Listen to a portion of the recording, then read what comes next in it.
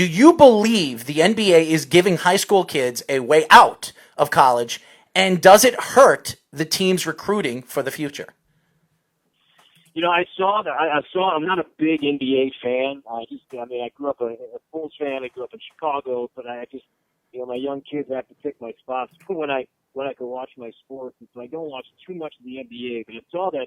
Well, you guys need to know more about this than I do. I saw that headline today, something about the G League may offer a path for younger players to maybe play and then try out their time there if they don't want to go to college right away, if they're kind of unsure. I think that the two-way contract, and I remember asking this with some of the college coaches last year, that the two-way deal that's out there now in the NBA and the G League, and Amir Coffey is an example with Minnesota. He signed a two-way deal with the Clippers, and he got a chance to play and make some money. It's good for him. But if that two-way deal did not exist, I wonder if that would change the outlook on some of the upperclassmen leaving early.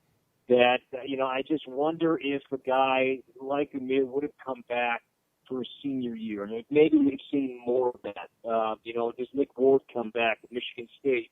I think there were some 87 players that opted to leave, hoping to get that two-way deal, and that didn't even happen. So I just think that opened up an avenue to maybe pursue your NBA dreams, your professional dreams. Realistically, it probably isn't there.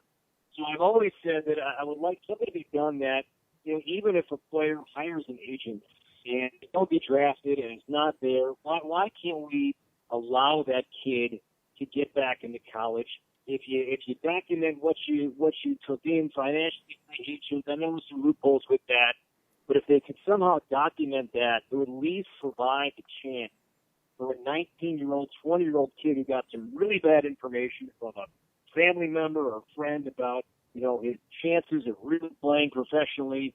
I don't think that the road should end just because of one mistake that maybe he made at the age of 18, 19, 20 years old. I think that's unfair. So I'd like to see something corrected with that, and to kind of give that collegiate player a chance to maybe go back, even if he did sign with an agent, hopefully pursuing some NBA dreams.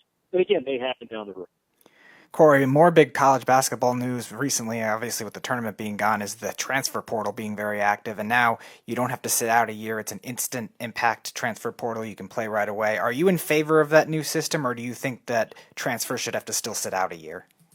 It's a good question, and I just think tampering becomes such a big part of it. And, the whole transfer portal, it's an interesting process where, that the coaches they don't really find out from the player. If you guys know how this works, that the player, it's some online, form and website, that they go to, and they just fill out their name and then they enter it. Then that school's compliance office receives that name. And then by rule, or maybe it's a policy, then from the compliance office, they contact the coach of that university with that team to let the coach know that, hey, your player put his or her name in the transfer portal. It's just kind of that process seems a little slimy and a little.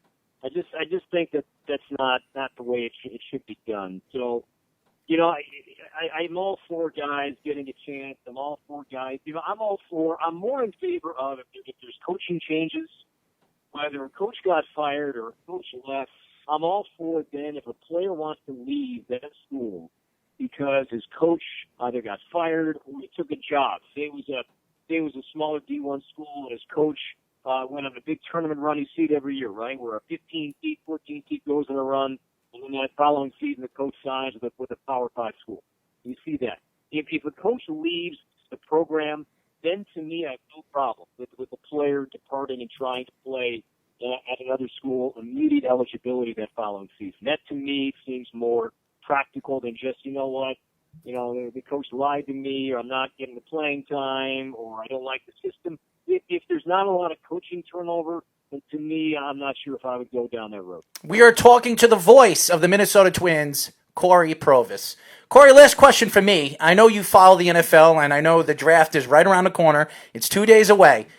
Who is your number one standout in the NFL draft right now? And if he is your number one standout, is he the closest thing to a sure thing coming out of the draft? Well, I mean, Joe Burrow to me, and I remember at the combine talking about the size of his hands, and I think he had a tweet about that. You know, I thought he played that off, pretty well. I mean, watching the SEC last year and watching Joe Burrow, I mean, what's not to like? I mean, I don't know. I thought the story. We talked about the last segment about, moving on and work ethic, and Joe Burrow is that. I mean, the guy just worked really hard to become who he is. So to me, I don't know Joe Burrow. I've never met the guy, but I love his story. And to me, I'd like to see him succeed. So, is he a lock? No, I'm not going to say that. But I mean, I think that Joe Burrow, if he goes number one and it doesn't work out, to me, I'm never going to call the guy a bust. I think that's not fair. I think Joe Burrow is something that I think a lot of teams would love to have right now. And to me, he left college at the right time, at the top of his game. And why not take a shot, and a good shot at that, selecting him number one. College football playoffs expansion has been something that's been talked about a lot. Athletic directors want to expand it to 6, 8, 16 teams. Are you in favor of the college football playoff expansion? And if so, how many teams do you think will be best? Absolutely. More. I love college football. I do. I just hate the way it ends. I've never been a big fan of, great, you win a December 30th bowl game. But what this means, you don't advance onto anything. You get a fancy trophy to put in your trophy case in your lobby of your football building, and maybe that's great for recruits and all that stuff. And to me, you keep playing. You move on. You win something, you keep playing until you lose, until you win it all, what have you. So yes, I'm all for expansion. I'm all for, having more teams in and having, to me as a college football fan, I've never been one to be like, oh great, we're going to the Liberty Bowl, we're going to the Wheatley Bowl, we're going to the Montague Car Center Bowl. Well, that doesn't mean anything to me. I don't know why you can't have both. And it's going to leave some teams out, some smaller schools, and conferences get penalized for that.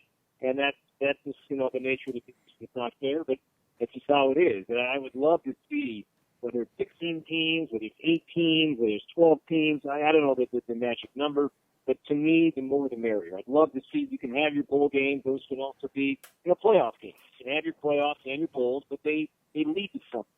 So I've always been bothered by college football the way it ends because I love it so much. It's such a fascinating sport, but keep playing. You win something on December 25th. And you get a trophy. To me, I've never really understood. Like, okay, that's great, but what does it mean? I have never really understood that. Cory, have you tuned into any new TV shows or movies since you've been home? Yeah, well, we bought it on the Tiger King, parade, and boy, that was some show. And I had no idea. From some bigger cities, but I lived in the South for a long time. I lived in small towns. In North Carolina and in Virginia. I lived in Birmingham, Alabama, and I just never even pondered the idea that at any stop along my career in Milwaukee or Chicago or near Minnesota, for all I know, down the street, people that I don't know, but they have some property, and they have 10 lions and cats and monkeys, and it made me think about when I'm driving around. I'm like, I wonder if they have any animals on this property. Maybe it's not just horses, maybe it's something else. I would never even expect it in the past. So we got into Tiger King, and caught up on some of the shows that I never watched when I just didn't have the time or didn't care to, like old USA shows like Suits and White Collar and Royal Pain and those kind of shows. But my wife and I will stumble upon an old movie, watch some Disney movies with my kids. The Breakfast Club. The Breakfast Club. Come on. The Breakfast Club. That's a classic. Great movie. Oh, Breakfast Club. So, story about that is, the last scene of that movie. Yes. Where the characters slipped my mind. Judd, the main character. John Bender. Hey, I guess I can't believe I'm forgetting his name right now. But anyway, so the last scene of the movie when he pumps his fist in the football field. Right. That was where my high school team played. Really? Parts of that movie were filmed in suburban Chicago. And that football field is Highland Park High School, their football field. So that last shot was my high school football field. Some Cory Provus, really, trivia. That's trivia for us. So we can use that the next time we get you on the show. Judd Nelson. I can't believe I forgot his name. Judd Nelson. That's right. Well, Cory, why don't you tell the fans how they could find you all over social media? My Twitter is the best place to reach me. And I know, if I can advertise one thing on your show, we're doing something really cool right now. Awesome. Here in Minnesota. It's called Feed the City's Voices of Minnesota Sports. For all the teams in town, the Twins, the Vikings, the Wild, the Wolves, the Lynx, all the United, the soccer team, all the teams, most of the announcers or reporters from those teams are all doing something really cool right now throughout the state. It's a program running through April 29th, and if you have a smartphone, you download the app called Cameo. You can learn more about it at bookcameo.com, and you just type in our names or you type in the teams, and for a $30 donation, and all the proceeds are going to three great causes, United Way, Second Harvest Heartland here in Minnesota, also the Boys and Girls Club of Minnesota. All the proceeds are going to those charities right now who desperately need support. So and what you do on Cameo is you ask for, hey, my friends, having a rough time right now. It's just a shout out. It could be a birthday greeting, could be an anniversary, could be an engagement, could be what have you, a baby announcement. It's this great way for us to show about, and it's been really cool to do that. So you can just type my name on the Cameo app or any of the announcers throughout the state. They're all great. Men and women have really been jumping at the chance to do this. So if you can help out, that means a lot. So you just type my name, Cory Provus, but on Twitter, it's my last name, ProvisPXC at Gmail. I'm sorry, that's my handle, ProvisPXC. No, I'm sorry. My handle is my name. Cory Provus is my name. I only gave out my email, but Cory Provus is my name on Twitter. So by all means, check me out on that. But if you can, check out Cameo. And any little bit helps right now. Well, I will do you a favor. When we're done with the show, I will call you. You get me all the information. We'll post it all over our social media. We'll have our social media people post it all over social media and our website. So whatever help we can give you, we will give you. And by the way, Cory, we want you to follow our app. Our app just came out. I don't know if you have an Android. It will be coming on iOS, the Worldwide Sports Radio Network app, which has just come out on Android, and it will be out on iOS very, very soon. I don't know if you have an Apple, but if you don't and you have a Droid, you can download the app. You can listen to all our shows, read all our stories.